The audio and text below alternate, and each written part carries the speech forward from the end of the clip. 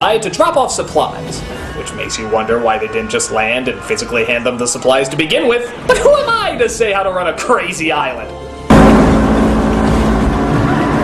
I guess someone happened to be scuba diving at the same time, and he tries to stop him. Newsflash, dimwit. A plastic bag isn't gonna do much underwater. He already can't breathe! But Van Damme escapes and catches a ride on the plane that takes back the other cargo. He kicks their asses and gets them to fly him back to Antwerp, where finally we get to see Slushy Head again. Just a mere 47 minutes in. Yeah, I liked being left with the Belgian Waffle House never understanding what the hell he says. You bring cash? I'll pay you later. Oops, I just declared a 7-day cool-off here. Dead man don't get credit. I'll give you 3 CIA bank account numbers. Well, that's nice, but we don't have much use for a bank account number. I look at you, I see nothing but trouble. I kinda like trouble. So they jump out of the plane and get ready to land. Where are their parachutes, you're wondering? Oh, they have something even better than that. They land in a giant basketball. I am dead serious, a giant basketball. Now that's what I call hang time. And not only that, it doesn't bounce, and it seems incredibly easy to break apart. So, yeah, their bones would pretty much be liquid jello by this point. But in the movie world, it's a delightful little send-up. Two-pointer! He goes to his house where he thinks his newborn child is, but it turns out the bad guys have replaced the baby with a bomb. A bombie! Oh, yeah. I love how the flame totally engulfs him several feet away from the window, and yet somehow he jumps out untouched. He must have bought a lot of sunscreen with the massive amount of money he has in his bank account. So he fights off the bad guys and makes it to a safe place with Rodman, who finds a letter and steals it away from Van Damme. Well, it's not a bomb. Maybe it's the access codes. I would love to get paid. Those bank accounts are fronts. Grandma Moses, it's bank account! Pronounce your O's! What the hell is this? A sonogram of my son. We find that Rourke befriends Van Damme's wife without anybody recognizing who he is, and he helps take care of her during her pregnancy. Stavros has my boy. You go back to Antwerp. I'll get you money. I pay my debts.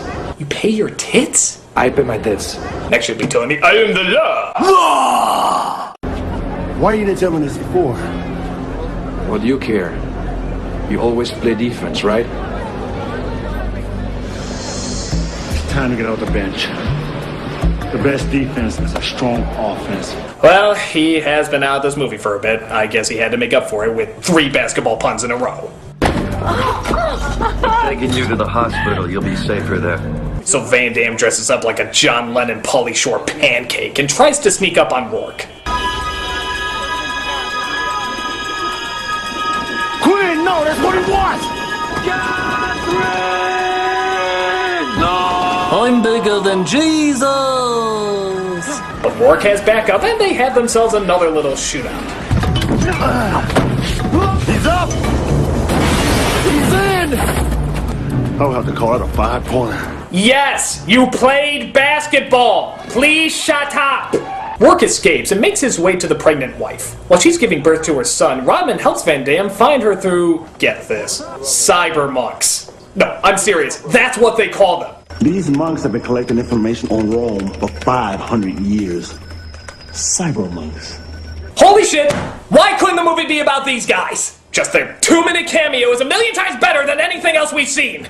Ha, if you're not gonna do it, somebody else has to. We need to see cyber monks. Your move, creep. So they find out where the wife is, but it turns out she already gave birth and Rourke has stolen the baby. You go get your boy. I'll take care of her. Thank you. You owe me.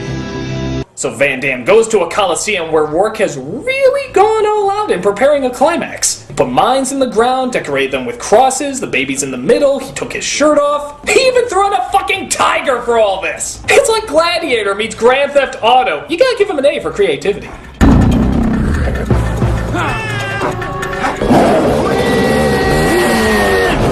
Yeah, way to look after my wife, liar. So Rodman gets the baby out, who surprisingly doesn't cry despite the fact that he's on a motorcycle and right next to a tiger. But Of course, Van Damme can't leave the score unfinished. Let's just get the hell out of here. This place is gonna blow. You take care of my son. I'll take care of Stavros. Wouldn't it make more sense if Rodman took care of the bad guy and you lived happily ever after with your loving family? Trust me, your ego is big enough to survive if you don't throw the finishing punch.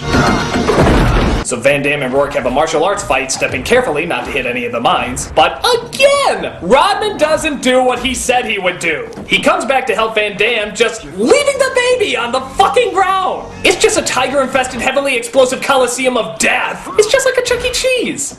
But thankfully, Bala comes to save the baby, and we see Rourke has messed up and stepped on one of the mines. Once he takes his foot off, he goes up in smoke. Oh!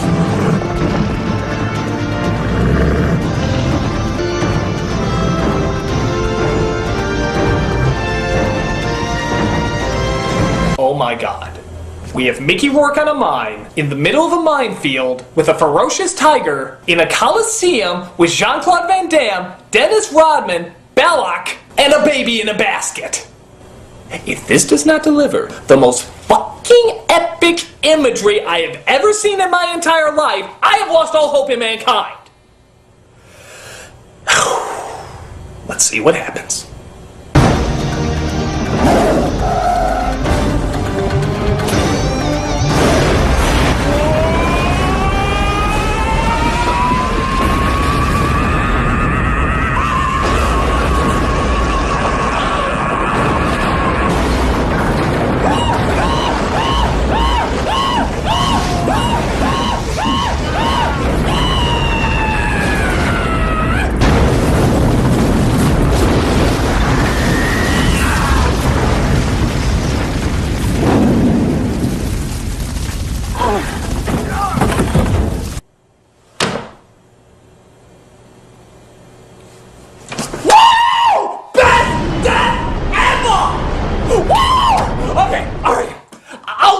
Talk about the entire scene, but oh my fucking god! First of all, look at Mickey Rourke's face. He just knows that if he's gonna go out, he has to go out with a fucking tiger eating him while he's being blown up alive. Clearly, there's no other option. Well, I may as well give them what they want. Second, we have a whole coliseum going up in flames, and yet they still manage to get their product placements in there. Hell, they're literally throwing them at us. Third, with all these explosions and all this fire, it's hiding behind a Coke machine that saves the day. That's a new one. Okay, I'm not usually aware when I'm starting an internet meme, but by God, this has to be an internet meme. It is far too good. Okay, there was jumping the shark, nuking the fridge. Ladies and gentlemen, this is frying the Coke. This is the ultimate in awesomely and laughably implausible.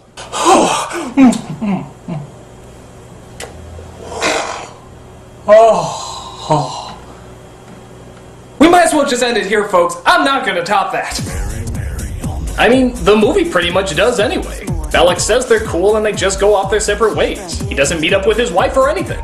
But honestly, who wants to see that after this scene? I mean, just go out on that high note. So yeah, the rest of the movie is dumb and laughably silly, but it was totally worth it just for that moment. I want that image framed and put on my wall, it's that awesome. We mere mortals wish we could go out in such a cool way. So, if you want a stupid movie but with the mother of all endings, check this flick out. It's totally worth it just for that 1 minute of ecstasy. I'm the Nostalgia Critic guy, remember it? I'm sure as hell not gonna fucking forget it. Mary on the floor. She's looking freak, but she's much more. Chic, fun chic. She's the head of state patrol. Head to toe. My shade of peach. That's a secret she likes to keep. She likes the boys, think they're cool. Between her legs are the family jewels.